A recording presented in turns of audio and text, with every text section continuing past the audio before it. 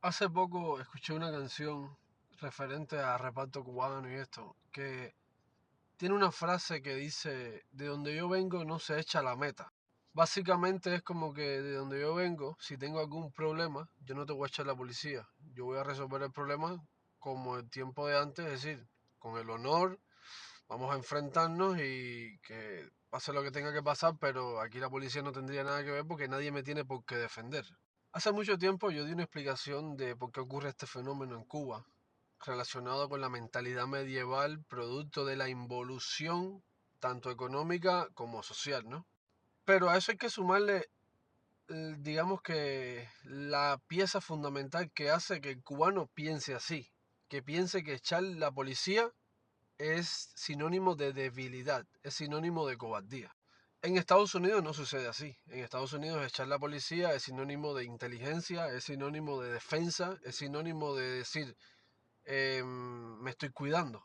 Y evidentemente no solo echar la policía, también pues crear una demanda, beneficiarte de la demanda, ya sea por daños y perjuicios, etcétera. Siempre en la búsqueda de la justicia real, por así decirlo. Y eso mismo es lo que ocurre en Cuba. El cubano como tal no echa la meta.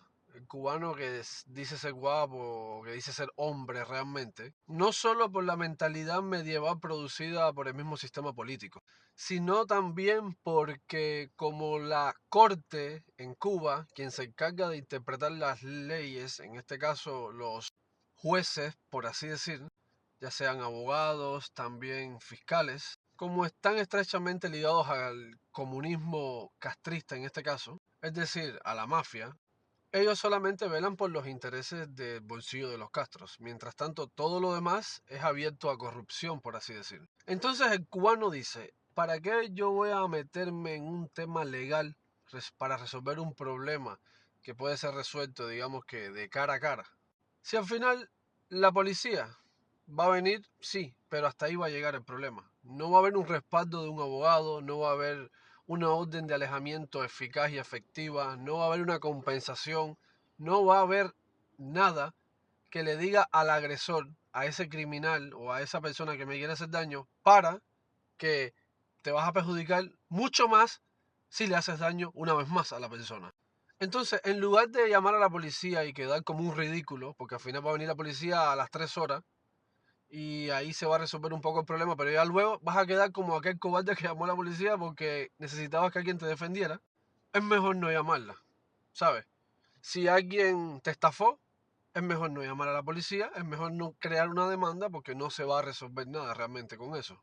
Y no me digas que en Cuba funciona el sistema legal, en este caso de justicia, porque podemos ver la cantidad de plagios, la cantidad de robos que se hacen a nivel artístico, por ejemplo, que un cantante le muestra una idea a otro, el otro se la roba, la sube, hace su música y créeme que a nivel legal nadie te va a frenar eso en Cuba. Es decir, que no existe derecho de autor, no existe nada de nada. Y solamente es respaldado por la ley aquel que tiene simpatía con el régimen o que tiene un poder económico excesivamente grande precisamente porque tiene simpatía con el régimen. Entonces el cubano de a pie dice, ¿para qué yo voy a perder mi tiempo tratando de buscar una justicia por vía legal? Porque al final voy a quedar como un pendejo porque no se va a resolver nada así. A esa persona solo le van a poner una carta de advertencia y cosas así. Pues mejor yo resolver el problema de frente o simplemente no hacer nada y no llamar a la meta.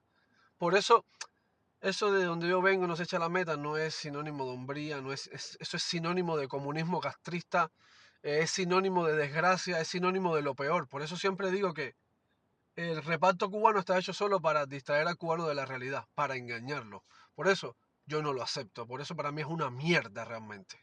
Y ojo, yo en Cuba, y cuando llegué aquí, yo era tremendo repartero, por así decir. A mí me encantaba la música que tenía que ver con el reparto. Pero cuando yo decidí politizarme, me di cuenta que eso estaba del lado mal de la historia, por así decir.